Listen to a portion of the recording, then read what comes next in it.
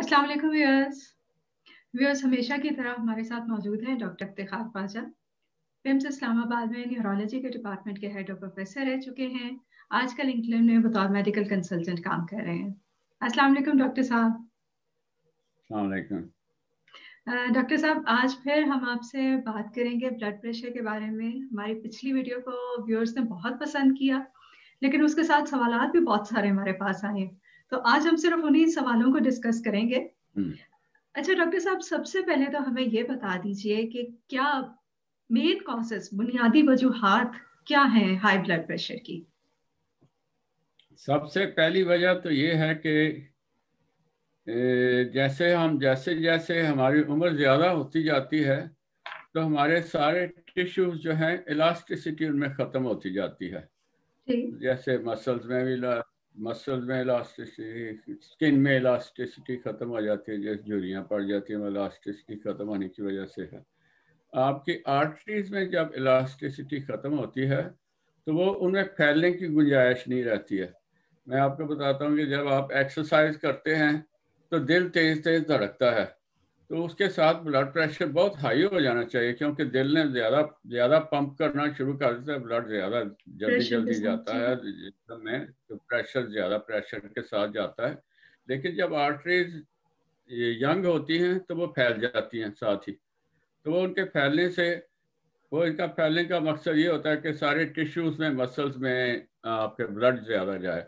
लेकिन वो फैलने की वजह से ब्लड प्रेशर भी ज़्यादा नहीं होता है, क्योंकि वह जितनी नैरो होंगी, मैं आपको समझाया है, जितनी नैरो आर्टरी होती है ब्लड प्रेशर ज़्यादा होता है।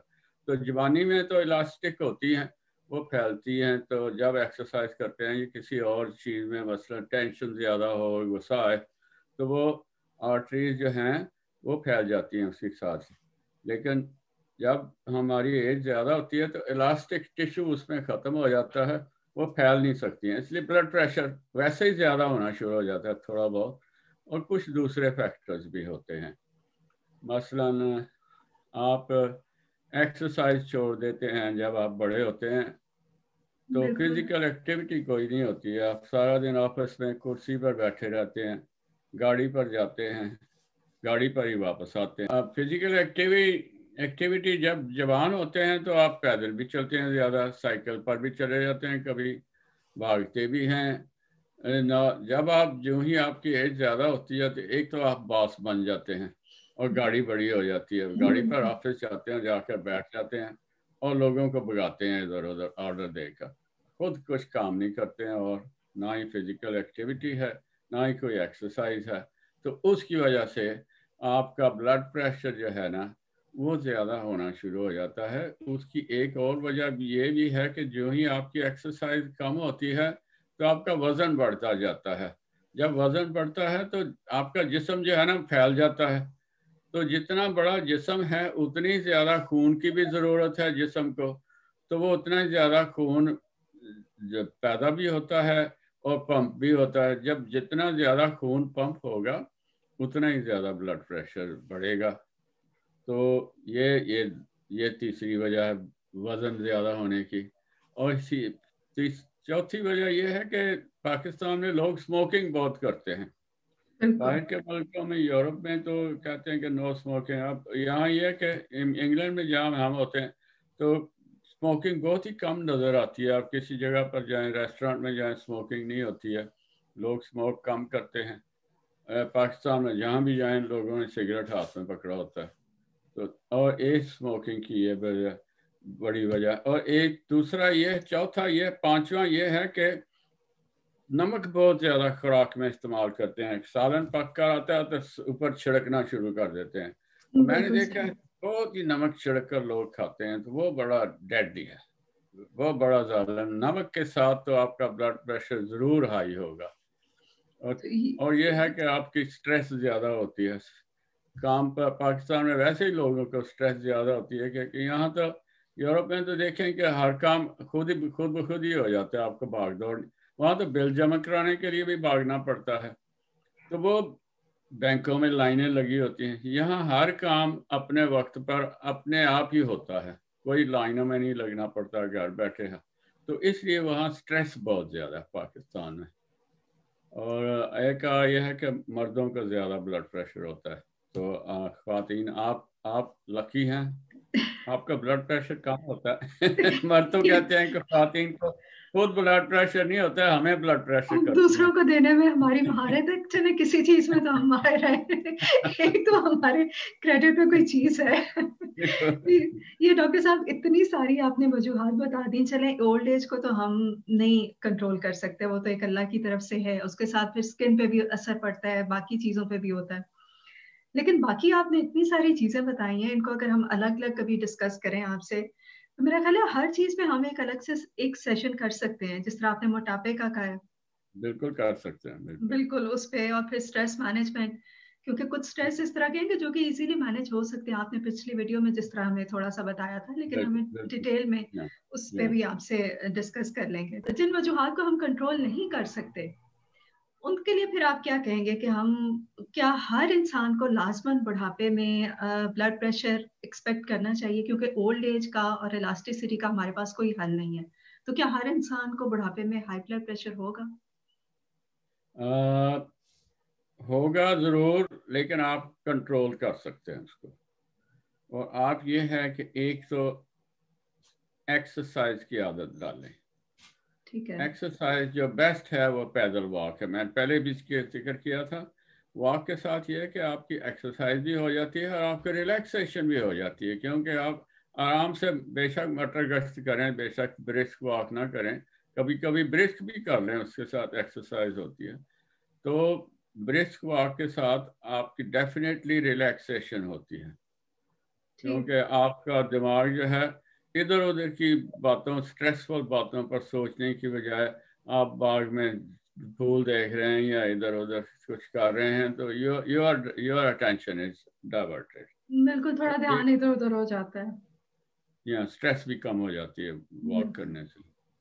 और वेट तो आपके हाथ में है, आप ज़्यादा ना, जितनी आप एक्सरसाइज करेंगे उतना ही खाएं ना।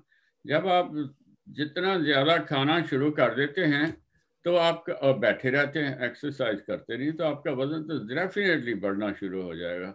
मैंने तो नौजवान आदमी देखे हैं कि क्योंकि जब जो ही वो उनका सक्सेसफुल होने का मेजर ये है कि हमें पता लग जाता है कि अब ये कामयाब हो गए हैं, क्योंकि वो मोटे हो जाते हैं।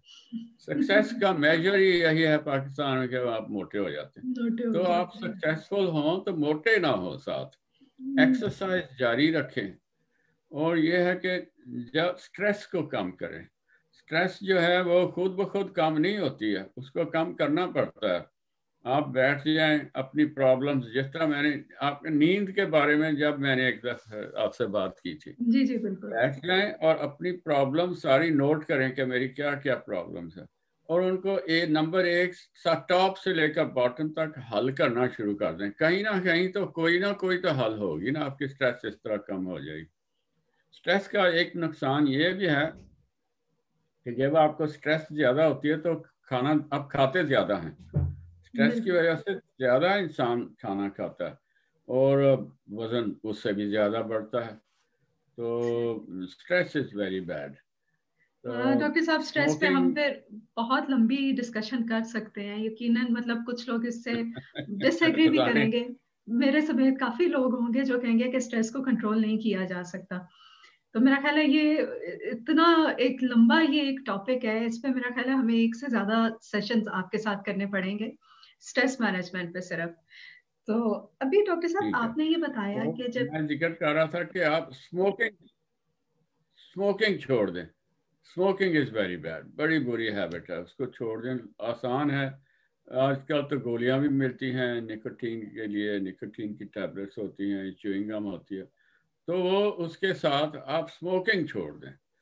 ठीक है। और उसके साथ, स्मोकिंग के साथ, आपने ये सबसे ज़्यादा जो ज़रूरी, जो मूजी चीज़ है, वो नमक का इस्तेमाल है। मेज़ के ऊपर, खाने की मेज़ पर वो नमकदानी ना रखा करें, ठीक। और जो नमक डालना है उसमें, हांडी में जितना नमक है उस कोशिश करें उससे ज़्यादा ना डालें। तो ये अगर आप मेज़ पर हांडी में भी ज़्यादा डाल देंगे, मेज़ पर भी नमक रखेंगे, तो फिर आपको नमक ज़्यादा, अब ख्वाहिश ज़्यादा होती है ना हर, और नमक is habit form, salt is habit forming. जितना ज़्यादा आप खाएंगे अगली दफ़ा आप उससे ज़्यादा मांगेंगे। तो इसको कम करना आसान है, कम करते जाएं। बिल्कुल डॉक्टर साहब, इससे आपसे बिल्कुल एग्री करते हैं, क्योंकि हमें अब आदत इतनी हो गई हुई है कि फ्रूट के अंदर भी ऊपर जब तक वो नमक या चाट मसाले वगैरह हम ना छिड़क लें तो वो हमें तो फ्रूट खाने का भी मजा नहीं आता। हालांकि फ्रूट अपने आप एक बहुत मजे की अल्लाह ने कुदरती एक चीज बनाई है। तो ये तो वाकई एक बहुत हमें, मेरा ख्याल है बचपन से जो चीज आदतें बनी हुई हैं इनको तब्दील करना बहुत ज्यादा जरूरी है अगर हमें एक हेल्थी लाइफ अपनी चाहिए तो। अच्छा डॉक्टर साहब, अभी आपने बताया कि जब हार्ट ज्यादा जोर से पंप करता है तो उससे भी मतलब जो है कि ब्लड प्रेशर ज्यादा होता है। तो आप साथ हमें एक्सरसाइज का हमेशा मशवरा देते हैं कि सेहतमंद जिंदगी गुजारने के लिए एक्सरसाइज बहुत जरूरी है, जो कि आपका हमेशा, मेरा ख्याल है हर वीडियो में आपने ये बात की है। अब ये लग रहा है कि एक्सरसाइज जो है उससे दिल की धड़कन तेज होगी, दिल हार्ट रेट तेज होगा तो ब्लड प्रेशर तेज होगा। तो क्या बड़ी एज में जाके, जब आपकी आर्टरीज डायलेट फैल नहीं सकती हैं, तो क्या बड़ी एज में जाके हमें एक्सरसाइज छोड़ देनी चाहिए ताकि हमारा ब्लड प्रेशर ना ज्यादा हाई हो? ये बड़ा अच्छा सवाल है। बड़ी उम्र में जाके छोड़नी नहीं चाहिए बल्कि कंटिन्यू करनी चाहिए, क्योंकि ये है कि बड़ी उम्र में जाके आप एक्सरसाइज जितनी स्ट्रेनवस ना करें लेकिन एक्सरसाइज जारी रखें और उसके साथ फायदा ही होता है। इसको बिल्कुल नहीं छोड़ना चाहिए। ठीक है डॉक्टर साहब, इसी तरह का एक सवाल हमें लाहौर से सरफराज साहब ने भेजा है।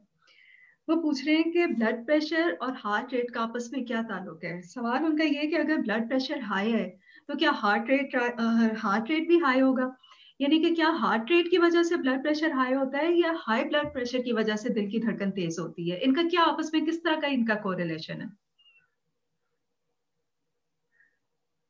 कोई डायरेक्ट रिलेशन नहीं है। डायरेक्ट रिलेशन सिर्फ ये है कि जब हमारा हार्ट रेट ज़्यादा होता है तो हार्ट ज़्यादा पंप कर रहा है, तो उसके साथ ब्लड प्रेशर डेफिनेटली ज़्यादा होगा जब हमारा हमारा दिल तेज़ धड़क रहा होता है। तो लेकिन वो ये है कि हम एक्सरसाइज कर रहे हों।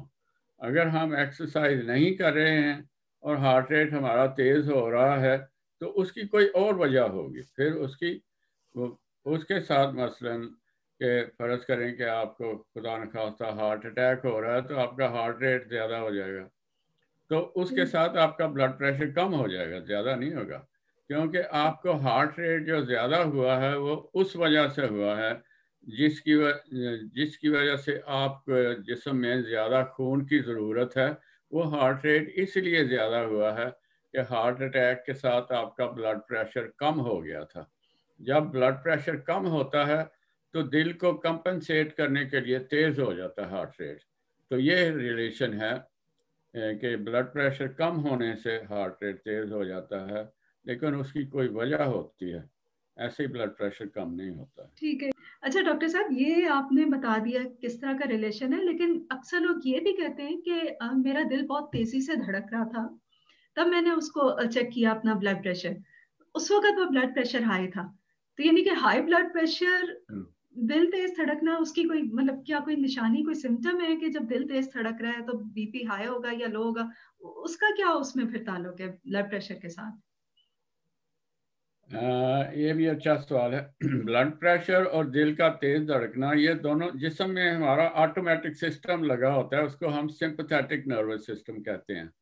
तो उसका मतलब ये है कि वो ये जो है हमारे इवोल्यूशन में है कि जब जानवर के ऊपर अटैक कोई कर रहा होता है दूसरा जानवर, तो उसको भागना पड़ता है, या भागने के लिए तैयार करना पड़ता है अपने आप को, या लड़ने के लिए। तो इसका अर्थ फाइट और फ्लाइट।